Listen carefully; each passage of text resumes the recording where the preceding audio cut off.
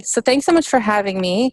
I'm thrilled to be on talking about my paper with so many other papers on peer effects that I respect so much, and I think it's actually a nice paper to follow Florian's, because I think we were trying to write up the paper and think about the ideas in the paper as the previous paper was gaining traction and getting polished. So it was an inspiration to us as well. And we had a more straightforward saga to get this paper published, but the paper changed dramatically from start to finish. We had some really constructive referee reports for our initial rejection, and I think that helped us along the way. And I can talk at the end about what we had to reframe and where we had to go back to the drawing board if there's time. Okay. So this is a project to try to think about reputation as a mechanism behind peer effects. So it's a different kind of social effect, but very related to some of the papers that you've seen previously. And typically I work in developing countries. I'm interested in social networks, peer effects, and financial markets, and this project is in India. And so let me give you just a little bit of background about why we chose the setting we chose and how we decided to frame the paper in the end. So one fact about financial markets in developing countries is that the financial markets are pretty weak, the formal financial markets that is. There's quite poor information. The credit registries aren't very robust. There's limited contract enforcement. Collateral isn't very valuable, especially for a median or bottom half of the wealth distribution type of household, and creditor rights are also quite weak for a typical household. And so because of that, the formal financial sector just has limited reach. According to the latest Global Findex survey, 1.7 billion adults didn't have a bank account as of 2017. And so, with this void, without access to formal finance, it's not like people are completely in autarky. There's a robust informal network-based finance that fills the void, at least in part. And this works because community members have an informational advantage. They're both well positioned to screen and to monitor in the case of credit contracts. And there's some really nice work by Rogol et al. And Bryan et al. Talking about this. And moreover, relational contracting tools can be used for contract enforcement.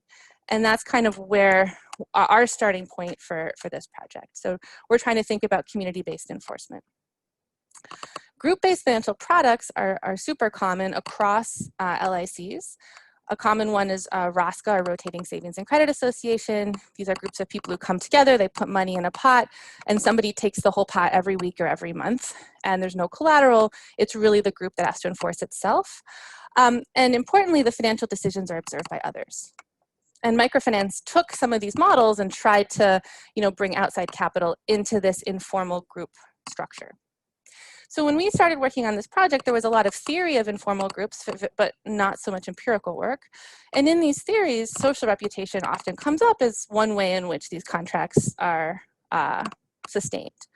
So the contributing member may admonish his partner for causing him or her discomfort and material loss, but more importantly for us, he might also report this behavior to others in the village. And this is the reputational channel we're trying to get after, thus augmenting the admonishment felt. And this is Besley Coat, 1995.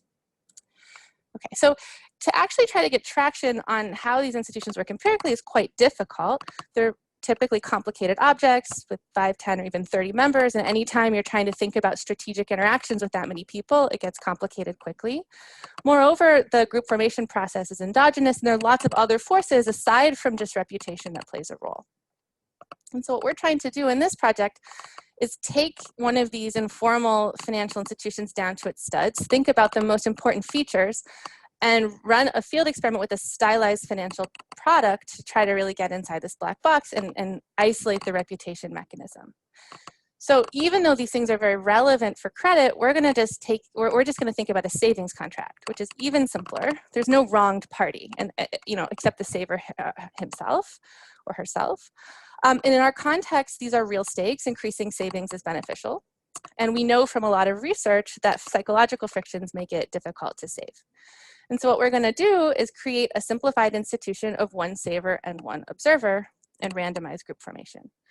And because we were just starting out, we were at the end of graduate school, we didn't have the ability to get a partner. We ran this experiment in a place where we could open accounts ourselves, facilitate the monitoring ourselves, check in on people, and really have full control over all of the aspects of this intervention, which was, you know, a lot of work, but it's easier to do that than have to wrangle a partner and, you know, have your project perhaps fall apart because the partner changed its mind down the road.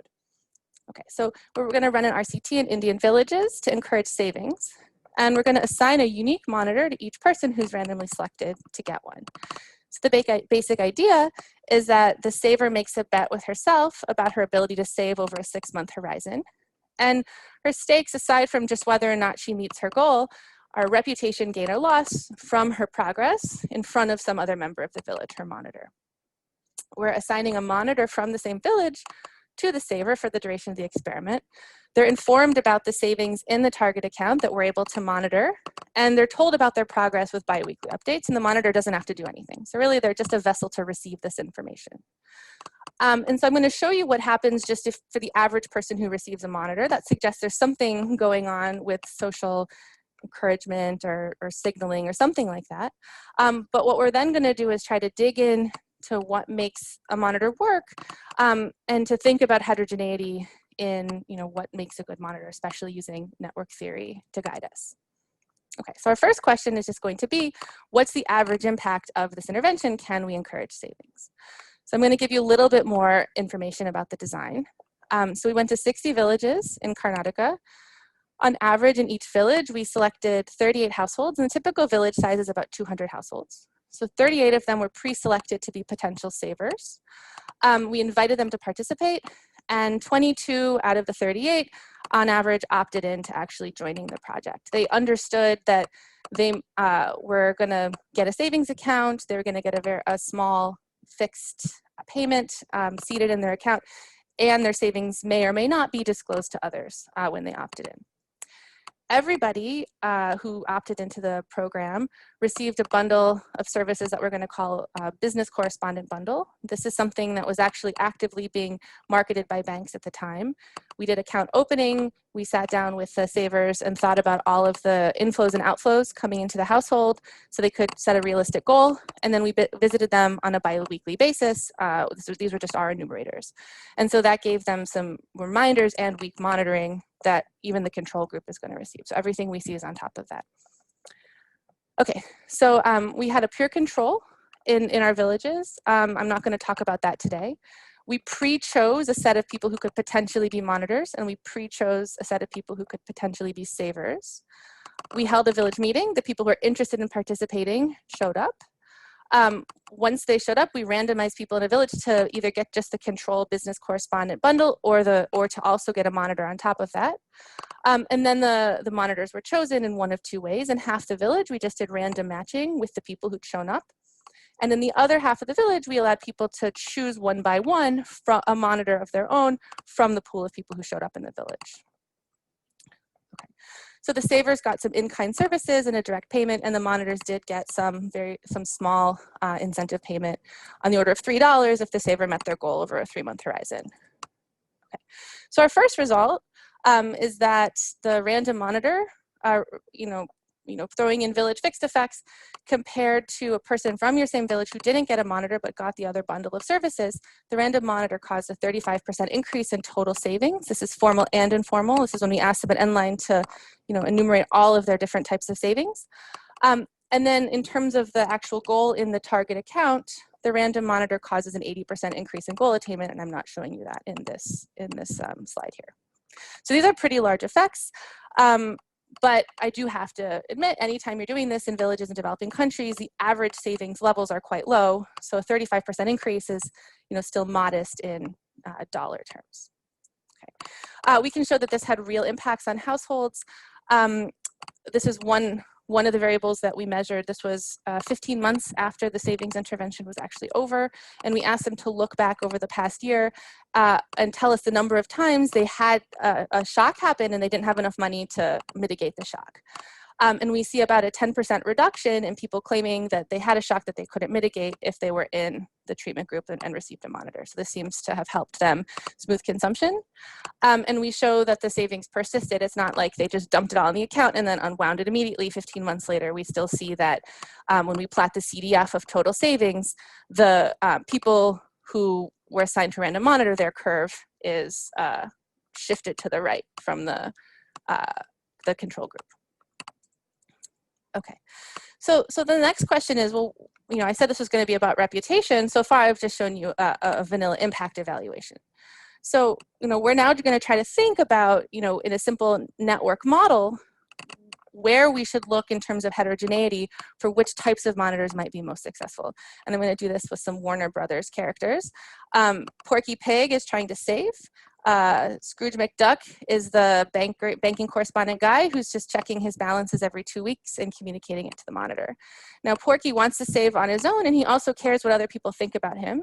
And he thinks that if he, if people see that he saves more, or he's better at meeting his goal, then he'll be viewed as more responsible in the network. Okay. So this is Scrooge McDuck recording his savings. This is Marvin the Martian. He's one possible monitor that Porky Pig could have gotten. Now, one of the features that we're going to care about is centrality. And this is a measure of how important you are in an informational context. So in this very simple network, Marvin the Martian's pretty peripheral. He has low centrality. When he talks, over a couple of periods of communication, not very many people are going to hear. So Taz will hear and Bugs Bunny will hear, but there's a whole component of the network that doesn't hear anything at all. So the gossip originating from Marvin the Martian just doesn't spread very far, and that's the definition of being a person of low centrality in the network. So you might get Marvin Martian, Porky Pig might get Marvin the Martian as his monitor. He also might get Bugs Bunny. Now Bugs Bunny is highly central. In the same 2 steps of communication, a lot more people in the social network can hear. So the gossip originating at Bugs Bunny travels farther. So if Porky's worried about his reputation spreading about his responsibility level, then Bugs Bunny is going to be somebody who is a stronger commitment device, let's say, than Marvin the Martian. So that's one dimension of the network that we can look at, that we'd set out to look at ex ante. Okay. The other dimension that's pretty straightforward to measure is proximity. So this is just how close are you in a network sense to your monitor. So Dot, she's pretty far away. It takes a pretty long walk to get for information originating at Dot to get to Porky or get to any of Porky's direct friends. And she's also pretty peripheral, and so when she talks, only people in the other component of the network are going to find out. And so, Porky might not really care. If Porky never has the opportunity to interact with those people, it might not matter to him much in this world where he's trying to signal his type, that some people who he's never ever going to have the chance to interact with think poorly of him. It's sort of irrelevant for him. But on the other hand, let's go back to Marvin the Martian. He is higher proximity. Now he's peripheral, so not that many people are going to hear. But the people who do hear are people that Porky is more likely to interact with in the future. So based on that very simplistic narration of the model, we have a rank ordering of what makes a good monitor in terms of, for whom is that thread of that information getting out the strongest. And so the best in my example is Bugs Bunny. He's highly central and he's proximate to the saver, followed by Marvin the Martian, who's low centrality but high proximity. And then the worst is somebody who's both low centrality and low proximity. So, we put that into a model, and this tells us that the person's going to be motivated to save more by this reputational component if more people are likely to hear about your good or bad deeds. That happens with a central monitor.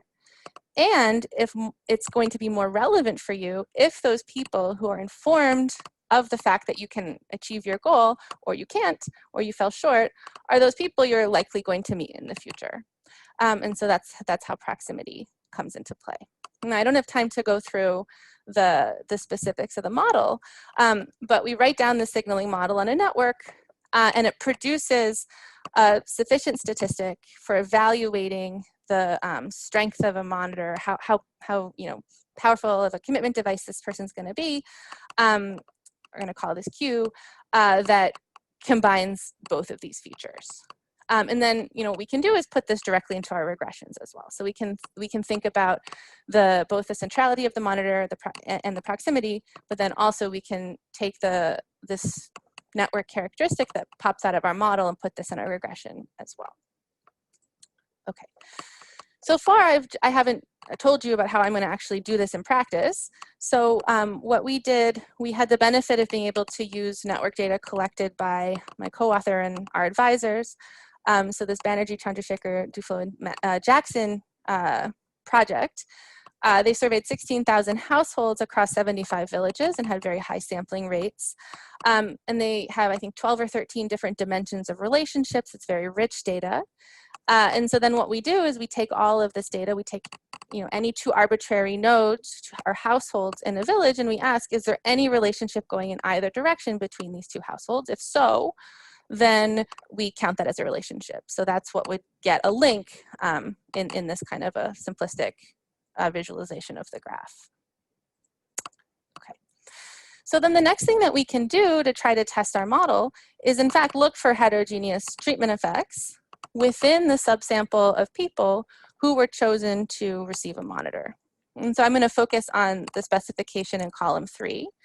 We can ask, now remember, since this makes sense, since the identity of the monitor was randomized in half of the villages, we can ask, if you received a monitor that was 1 standard deviation more central, what does that mean for your ending total savings?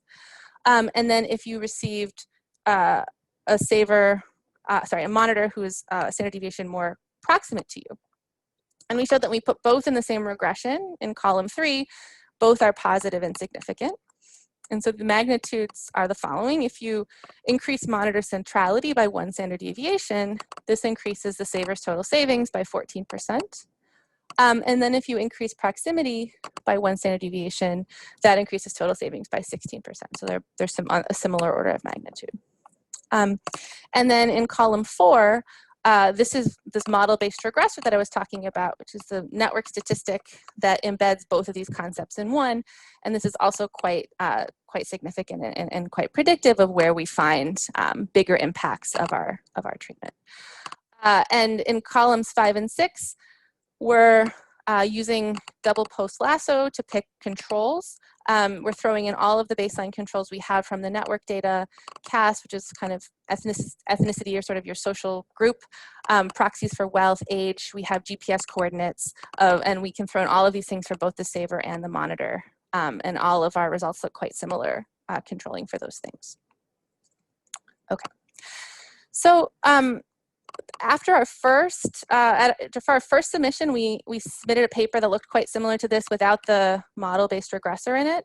And one of the big pieces of feedback was, you haven't proven to me that this is really reputation.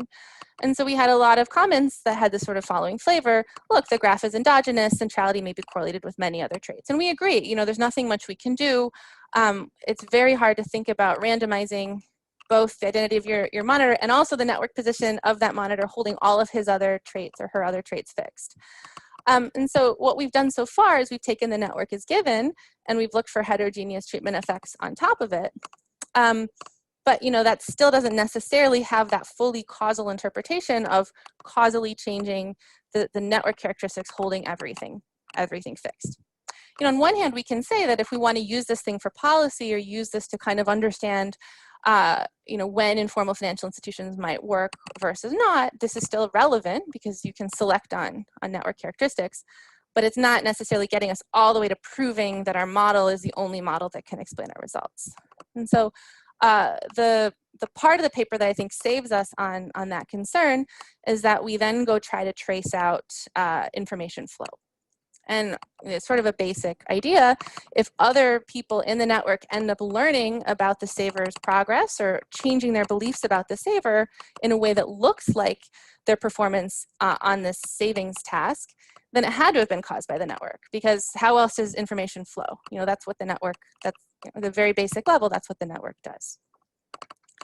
So what we did is in our long run follow-up survey 15 months later, we surveyed 560 respondents, and this was a little bit of a Hail Mary because if these belief shifts are subtle and temporary, we still could have changed stuff, but we might not have been powered to pick it up. And so we asked all of these people about 8 savers who had monitors, and we didn't tell them, hey, this is a person who was in this intervention, blah, blah, blah. All we did is just said, okay, Florian, tell us about him, you know, on a scale of 1 to 5, how responsible do you think he is? How good is he at meeting his goals? And so then what we can do is we can ask if those answers to those questions look more like their actual savings performance when they had somebody who was more central in network. So do we see people updating in the direction of their actual performance on the savings task when their monitor was somebody who was better suited in our model in a network sense to get that information out there? So our big test is the first row, and I'm sorry, sometimes I put on stars and sometimes I don't.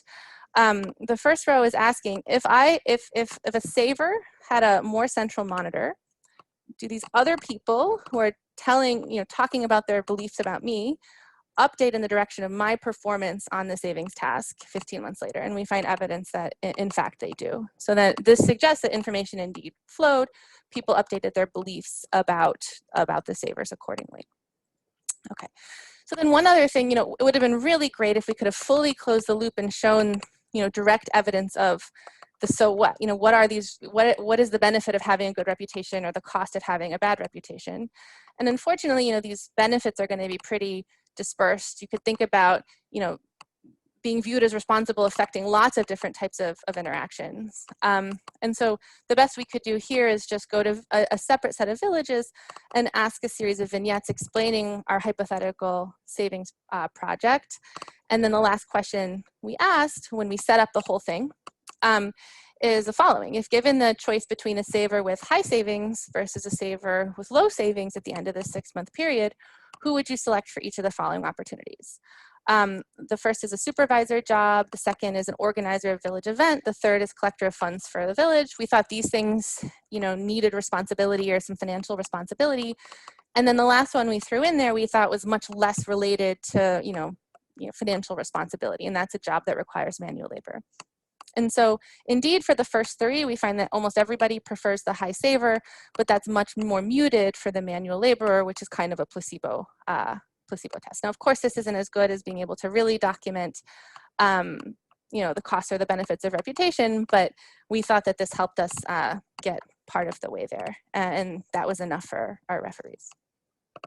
Okay, so the last thing we did is explored the endogenous treatment. So everything I've shown you has been in half of our data, only 30 of the villages. And I think, one of the mistakes we made was wasting half of our sample on this endogenous treatment, because when we looked back at it after running it, we kind of realized that, there wasn't much value it had aside from giving us a nice benchmark for alternate policies. So, recall I told you that we think that this is sort of a metaphor for what's going on inside a microfinance group or a RASCA or a savings group. And these often have endogenous group formation. So people choose one another. And so you're choosing the people that you're signaling in front of. And so our experimental design allows us to understand how do things change when you're choosing the person you're signaling to rather than you're assigned this from outside. And I think, one of the problems with nailing down something, more precise about choice is that there are lots and lots of ways this could go. Savers could pick enablers to unwind any benefits to the monitor. You don't want somebody who's going to be a strong commitment device. You could pick somebody who's the savings maximizing person for you. There could be congestion in who different people want to be their monitor, and we could get anything in between. So we really didn't have a very strong view ex ante about which way this could go. It could look better or it could look worse. And we would have needed a different design, and we kind of realized this late in the game, to really unpack choice because it's so multidimensional and so complex. Okay, so what did we find? So the first column is our control group in the random monitor villages. So this is the omitted category in everything I've shown you so far. The second bar is the total savings achieved by somebody in those same random villages who received a randomly allocated monitor. So that's a big, significant treatment effect. I've shown you that before. And then if you look at the columns 3 and 4, those bars on the right side of the screen, these are the different groups in the endogenous monitor villages. So we noticed 2 things. First, if we compare people who got an endogenous monitor to people who got a random monitor, it's indetectable. Like we can't detect any sort of difference. It looks about the same. So the community does reasonably well at mobilizing savings. But if we look at the people who didn't get any monitor, but in the endogenous villages, they're also doing just as well. And we can't reject that the 3 of those columns is equal. So for all intents and purposes, those are all the same. And this was a big surprise to us. We didn't think that the spillover would be that large. And so this, suggests that one thing we do find is that there were increased conversations about savings in the endogenous villages. So it just might have stimulated more people. Could have been that people shared monitors that they picked themselves. Could also be that community-driven institutions are more effective than institutions imposed from the outside. And we think these are all really interesting questions to tease out in future research, but we didn't have any traction on those here. Okay. So I think to conclude, the embedding of group members within a network is important. And our model shows that there's a role for heterogeneous value in transmitting signals to other agents, and that reputation really does seem to matter and drive savings performance in this particular setting. And if we extrapolate, that suggests that this is one of the components that helps make these informal financial institutions stay afloat and not unravel, despite the fact that there's no contractual enforcement that can really explain how these products survive. We also find large persistent economic effects suggesting that the setting is one where the stakes are real. And so the network, we think the network might be a useful policy tool, and we could have done even better if we had allocated monitors in a more sophisticated way. And then I think interestingly and maybe surprisingly, the community does quite well on its own. Okay. Yeah, so I'm gonna stop there. I agree that the negative feedback along the way was extremely helpful for this paper, and pushing us to really squeeze the most we could out of the network model and get as close to nailing the reputational channel as possible. And we were able to go back to the field, which was quite helpful in our setting. And to the extent that you can do things the hard way with a partner, the easier way with sort of more elbow grease, but with full control, I think that has some real benefits, as long as you can understand why you're doing that. One of the criticisms of the first paper was, is this a policy that you want other people to scale up, or is this some stylized thing that helps us learn about the world? And so the paper became much stronger when we were really upfront about that. No, this isn't something that we want everybody to go and scale up right away. We think this is an interesting tool that can help us get a window inside of some of these informal institutions that we see all around the world. So thanks so much.